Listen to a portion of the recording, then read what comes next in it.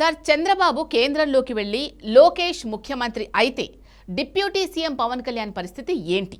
ఆయన రాజకీయ భవిష్యత్తు ఎలా ఉండొచ్చు అంటారు? చంద్రబాబు నాయుడు ముఖ్యమంత్రిగా ఉన్నంత కాలం పవన్ కళ్యాణ్ ఉప ముఖ్యమంత్రిగా ఉంటాడు. ఈ ప్రశ్న ఉత్పన్నమే కాదు. ఇవన్నీ ఊహాగానాల ఆధారంగా చంద్రబాబు నాయుడు కేంద్రానికి వెళ్తే లోకేష్ ముఖ్యమంత్రి అయితే పవన్ కళ్యాణ్ ఏమవుతుంది, ఇదంతా పొలిటికల్ స్పెక్యులేషనే కదా. రాజకీయాల్లో ముఖ్యమంత్రి అనే వ్యక్తి ఏ రాజకీయ పార్టీకి అయితే ఎక్కువ సీట్లు ఉంటాయో ఆ పార్టీ నాయకుడు ముఖ్యమంత్రి అవుతాడు. లేదు, ఒక కూటమిగా ఉన్నప్పుడు కూటమిలో ఏ పార్టీకి ఎక్కువ సీట్లు ఉంటే ఆ పార్టీ నాయకుడు కూటమి నాయకుడు అవుతాడు. ఇందులో సీనియారిటీ ఎక్కువ తక్కువ వీటితో సంబంధమే ఉండదు కదా. ఇప్పుడు రాజకీయాల్లో నెంబర్సే ప్రామాణికం కదా. ఇవాళ ఆంధ్రప్రదేశ్ ఎన్డీఏలో తెలుగుదేశానికి 130 సీట్లు ఉన్నాయి, బీజేపీకి 8 సీట్లు ఉన్నాయి. కానీ దేశాన్ని పాలిస్తున్న పార్టీ బీజేపీ కనుక, ఎన్డీఏ బీజేపీ నాయకత్వం ఉంది కనుక ఆంధ్రప్రదేశ్లో బీజేపీ నాయకుడు ముఖ్యమంత్రి అయ్యాడా? Numbers matters. మీకు ఆంధ్రప్రదేశ్లో 164 మంది సభ్యులు కూటమికి ఉన్నారు. ఇందులో 135 మంది సభ్యులు తెలుగుదేశం పార్టీకి చెందినవారు. అందువల్ల తెలుగుదేశం శాసనసభాపక్ష నేతనే ముఖ్యమంత్రిగా ఉంటాడు. జనసేనకున్న 21 సీట్లే. జనసేన నాయకుడు ఎలా ముఖ్యమంత్రి అవుతాడు? అక్కడ పవన్ కళ్యాణ, చంద్రబాబు నాయుడు, లోకేష్ అనే ప్రస్తావనే రాదు కదా. సీనియారిటీయా, జూనియరా, పొలిటికల్ స్థాయి ఇవన్నీ అసలు అప్రస్తుతమవుతుంది. అల్టిమేట్గా ప్రజాస్వామ్యంలో నెంబర్సే ప్రామాణికమవుతుంది.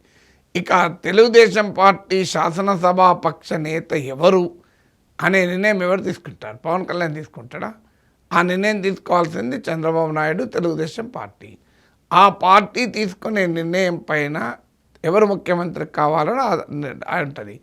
వీళ్ళు రేపు చంద్రబాబు నాయుడే లోకేష్ను తెలుగుదేశం శాసనసభాపక్ష నేత చేయాలని అనుకున్నాడు అనుకోండి, తెలుగుదేశం పార్టీ ఎమ్మెల్యేలు లోకేష్నే నాయకుడు చేయాలని అనుకున్నాడు అనుకోండి, ఎవరు ఆపగలుగుతారు? పవన్ కళ్యాణ్ ఆపగలుగుతారా? బీజేపీ ఆపగలుగుతారు? ఆపడం ధర్మమా కూడా. ఎందుకంటే ప్రజాస్వామ్యంలో ఏ పార్టీకి ఎక్కువ మంది ఎమ్మెల్యేలు ఉంటే ఆ పార్టీ నాయకుడే ముఖ్యమంత్రి అవుతాడు. అది నీకు సీనియారిటీతో సంబంధమే లేదు. మీకు అలా అయితే మాజీ ముఖ్యమంత్రులు ఉంటారు. నరేంద్ర మోడీ కన్నా బీజేపీలో సీనియర్ లేరా? రాజ్నాథ్ సింగ్ సీనియర్ కాదా? నితిన్ గడ్కరీ సీనియర్ కాదా? వెంకయ్యనాయుడు సీనియర్ కాదా? ఇప్పుడు నితిన్ గడ్కరీ, రాజ్నాథ్ సింగ్లు, సుష్మా స్వరాజ్లు మోడీ ప్రభుత్వంలో మంత్రులుగా ఉన్న వాళ్ళంతా సీనియర్లు కదా. ఈయన గుజరాత్ ముఖ్యమంత్రిగా ఉన్న నాయకుల్లోని సమయంలోనే వాళ్ళు పార్టీ అధ్యక్షులుగా, జాతీయ నాయకులుగా ఉన్నారు. అందువల్ల ప్రజాస్వామ్యంలో సీనియారిటీతో సంబంధం లేదు.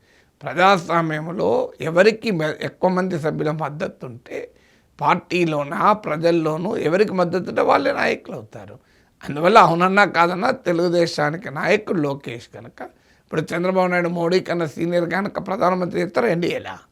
సో చంద్రబాబు నాయుడు మోడీ కన్నా చాలా సీనియరు, కానీ ఎన్డీఏ 1కే కన్వీనర్ ఉన్నాడు. మరి ఎన్డీఏ తరఫున ప్రధానమంత్రిగా చంద్రబాబు నాయుడు ఉంటాడా? భారతీయ జనతా పార్టీ పెద్ద పక్షం కనుక ఆ పార్టీ నాయకుడే ప్రధాని అవుతాడు. సో ఇక్కడైనా అదే పరిస్థితి. తర్వాత ఒకవేళ లోకేష్ సీఎం అయితే ఆ కూటమిలో జనసేన ఉండాలా వద్దా అనేది అది జనసేన ఇష్టము. జనసేన కూటమిలో ఎందుకు ఏర్పడింది? కూటమిలో ఏర్పడటానికి కేవలం చంద్రబాబు నాయుడు నాయకత్వం అని మాత్రమే కూటమిలో ఏర్పడలేదు.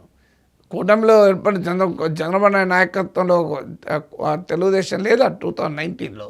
మరి పవన్ కళ్యాణ్ అప్పుడు టీడీపీతో ఉన్నాడా?